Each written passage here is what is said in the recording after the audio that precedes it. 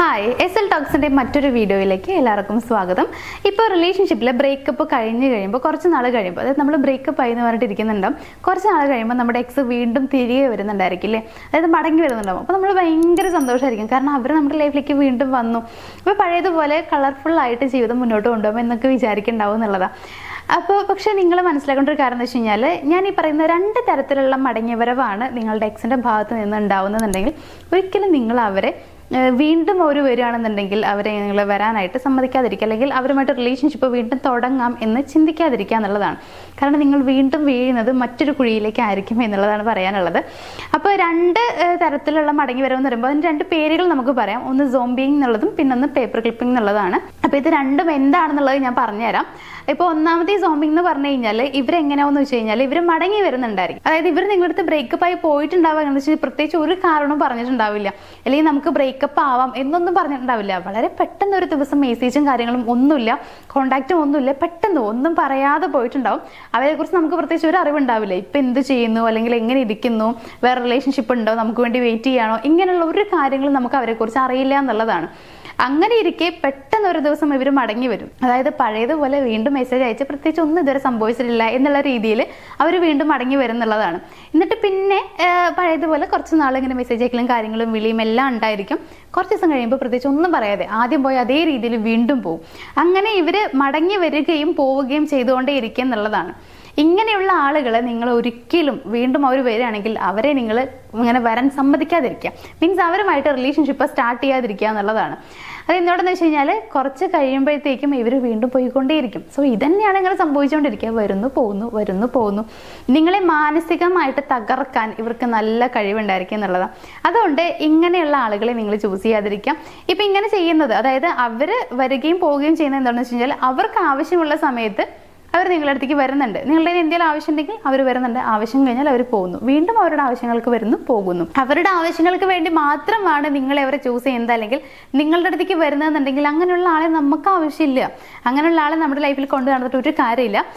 അവരെയാണ് നിങ്ങൾ സ്നേഹിക്കാൻ പോകുന്നതെന്നുണ്ടെങ്കിൽ നിങ്ങളുടെ ലൈഫ് ലോങ് നിങ്ങളിങ്ങനെ പോവുകയും വരികയും ചെയ്യുന്ന ഒരാളെ സ്നേഹിക്കേണ്ടി വരും എന്നുള്ളതാണ്. അവിടെ നിങ്ങൾക്കൊരു സ്ഥിരത ഉണ്ടായിരിക്കില്ല, നിങ്ങൾക്കൊരിക്കലും സന്തോഷം ഉണ്ടായിരിക്കില്ല.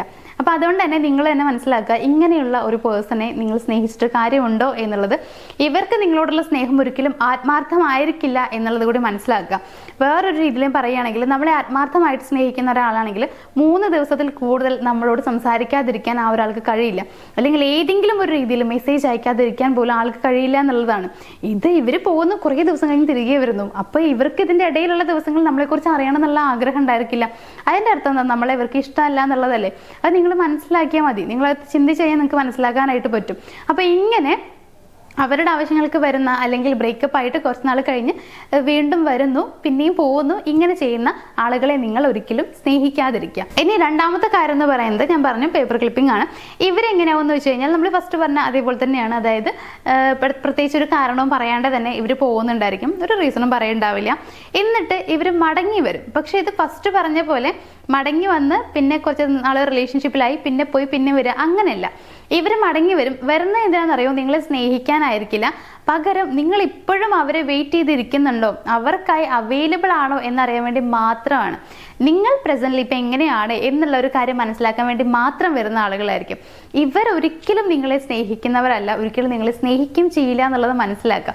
ഇവർ ആഗ്രഹിക്കുന്ന കാര്യം എന്ന് പറയുന്നത്, ഇവരുടെ ലൈഫുമായിട്ട് മുന്നോട്ട് ഇങ്ങനെ പോകണം, ഇവർ ആഗ്രഹിക്കുന്ന കാര്യങ്ങൾ ചെയ്യണം, ഇവർക്ക് വേണ്ടതൊക്കെ ഇവർ നേടണം. പക്ഷെ നിങ്ങൾ ഇപ്പോഴും അവരെക്കുറിച്ച് ആലോചിച്ച് വിഷമിച്ചുകൊണ്ടേയിരിക്കണം.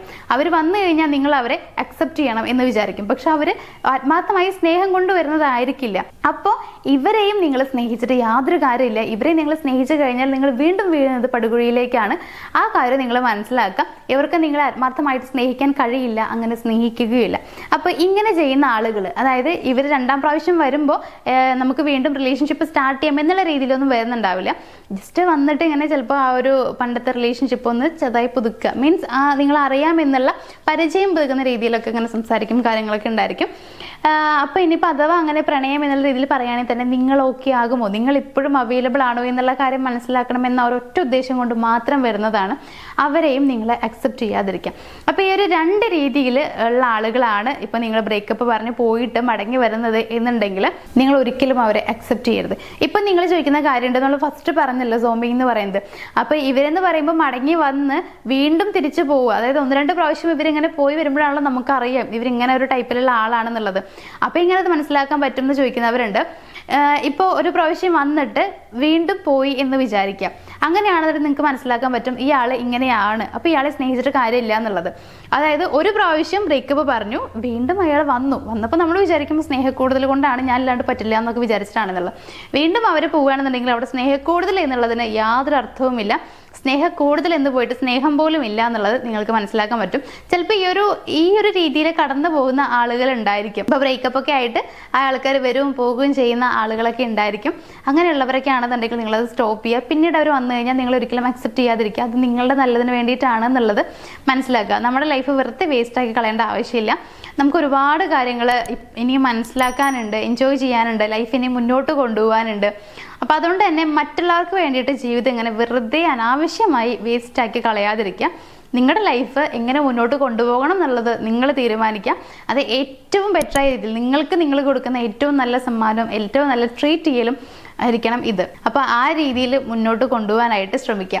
അപ്പോൾ ഇന്നത്തെ ഈ ഒരു വീഡിയോയിൽ പറഞ്ഞ കാര്യങ്ങൾ നിങ്ങൾക്ക് മനസ്സിലായിട്ടുണ്ടാവും ഞാൻ വിചാരിക്കുന്നു. കുറച്ച് പേർക്കെങ്കിലും ഇത് യൂസ്ഫുൾ ആയിട്ടുണ്ടാവും എന്നുള്ളതാണ് എൻ്റെ വിശ്വാസം. അപ്പം ഈ ഒരു വീഡിയോ ഞാൻ ഇവിടെ സ്റ്റോപ്പ് ചെയ്യുകയാണ്. നമുക്ക് മറ്റൊരു വീഡിയോ ആയിട്ട് കാണാം. താങ്ക്